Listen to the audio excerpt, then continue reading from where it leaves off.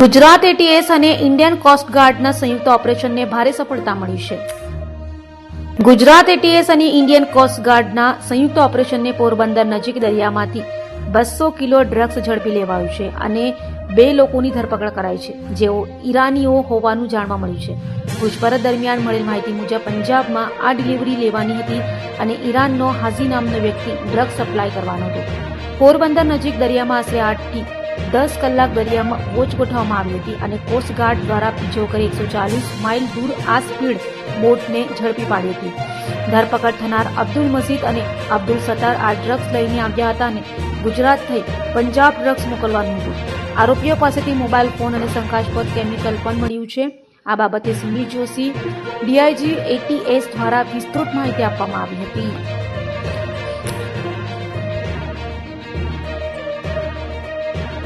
એમાં એ simple engine લગાવીને બહુ સ્પીડ થી એ લોકો ચાલી શકે। બોટની સાઈઝ ઓછી હોય, નાની હોય છે અને એમાં ઓબીએમ જે એન્જિન હોય બહાર લાગતો હોય, જેનાથી બોટ તરત જ બહુ તેજ સ્પીડ પકડી લે છે।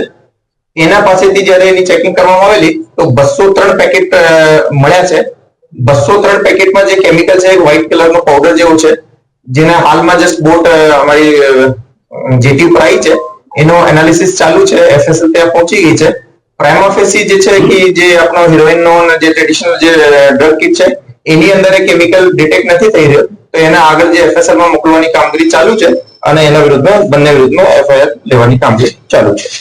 એ બાબતે આ બંનેનો મેં એની પાસેથી એક ફોન મળ્યો છે, આપણે બતાવવા માંગીએ છીએ અને ફોનની અંદર થોડો ઘણો ડેટા છે જેના આધારે અમને એમાં થોડી આગળ મળશે એવું અમને લાગે છે। એ આપ જાણો છો દર વખતે થોડીક આ લોકો સાથે શરૂઆતમાં તકલીફ હોય છે કે એ લોકો બલુચી લેંગ્વેજ યુઝ કરતા હોય છે, તો સ્ટાર્ટિંગ કમ્યુનિકેશન એસ્ટેબ્લિશ થવામાં થોડો ટાઈમ લાગતો હોય છે।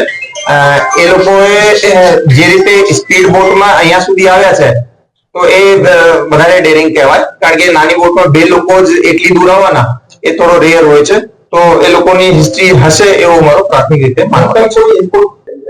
લોકલ અમને અમારી જે ઇન્ફોર્મેશન છે એમાં પંજાબ થી કોઈ માણસે ડિલિવરી લેવાનો હતો।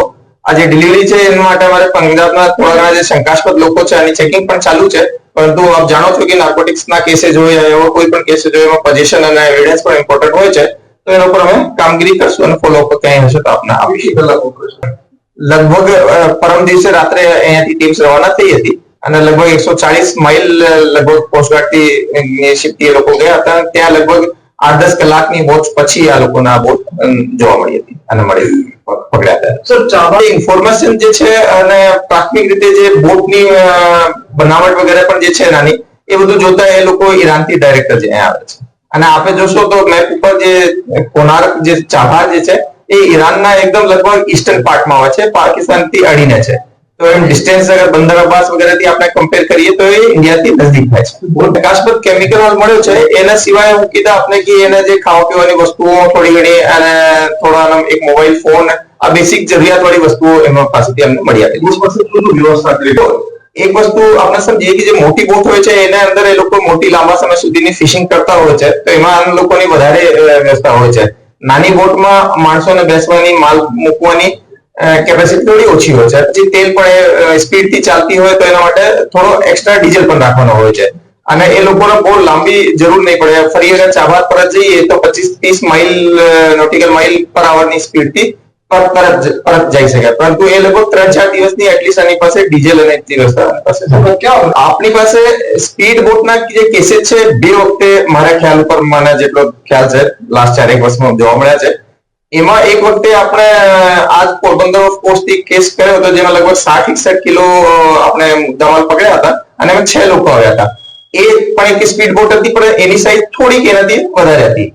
એ સિવાય એક વખતે ઓખાની અંદર એક તમિલનાડુનો માણસ છે જેનો કે ઓમાન થી એને આવવાનો હતો અને એનો પાસપોર્ટ ત્યાં એ લોકો લઈ લીધા હતા ઘણા બધા લોકો, તો પછી આ ઈરાનથી ઇલીગલ રૂટ મારફતે સી મારફતે આવ્યો હતો। એમાં એક એ રીતની નાનકડી બોટ એ પહેલા આવેલી છે। એ ત્રીજો કિસ્સો અમારા ખ્યાલ ઉપર નાની સ્પીડ બોટ થી આટલા દૂર સુધી આવવાનું મળી આવે છે।